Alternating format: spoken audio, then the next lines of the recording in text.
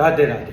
आज मैं आप लोगों को बताता हूँ कि थोड़े दिन पहले मेरे पास एक बच्चे की माँ आती है। उसका क्वेश्चन यही था कि मेरे बच्चे का इतनी कम उम्र में बहुत एग्रेसिव है, यानी कि वो 12 या 14 साल का बच्चा है, लेकिन उसके अंदर बहुत ही एग्रेसिव है। वो मतलब उसका दिमाग बहुत तेज रहता है।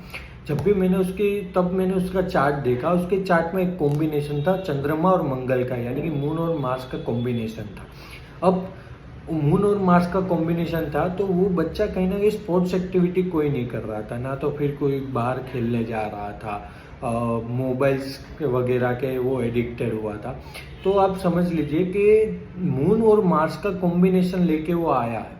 अब जब भी आप किसी भी व्यक्ति की कुंडली में देखेंगे, जब भी चंद्रमा और मंगल का कॉम्बिनेशन होगा, ट्राइन में होगा, या फिर मंगल की चंद्रमा पे एस्पेक्ट होगी या चंद्रमा की मंगल पे, यानी कि कहीं ना कहीं दृष्टि संबंध हो या फिर संबंध हो, तो आप समझिए कि चंद्रमा जो है वो मन है, मंगल जो है वो एग्रेसिव पर्सन है, यानी कि उसका नेचर है, वो उत्तेजित व्यक्ति माना जाता है। उसके अंदर एक एक्टिविटी मतलब एक एनर्जी है जो को कहीं ना कहीं निकालना चाहता है। यूनिवर्स ने उसको वो कॉम्बिनेशन कहीं ना कहीं कार्मिक पैटर्न के हिसाब से उसको वो कॉम्बिनेशन दिया हुआ है उसके चार्ट में।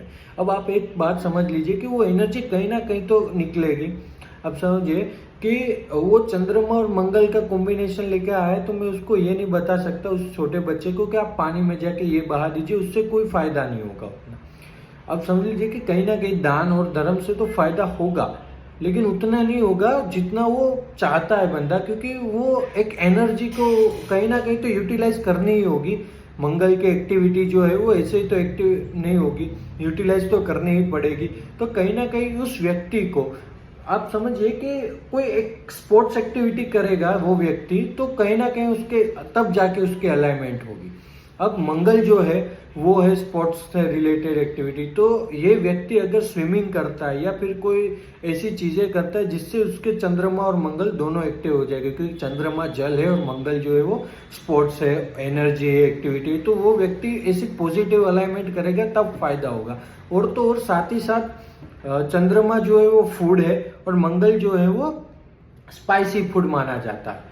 तो ऐसे व्यक्ति को स्पाइसी फूड खाने की भी हैबिट हो सकती है।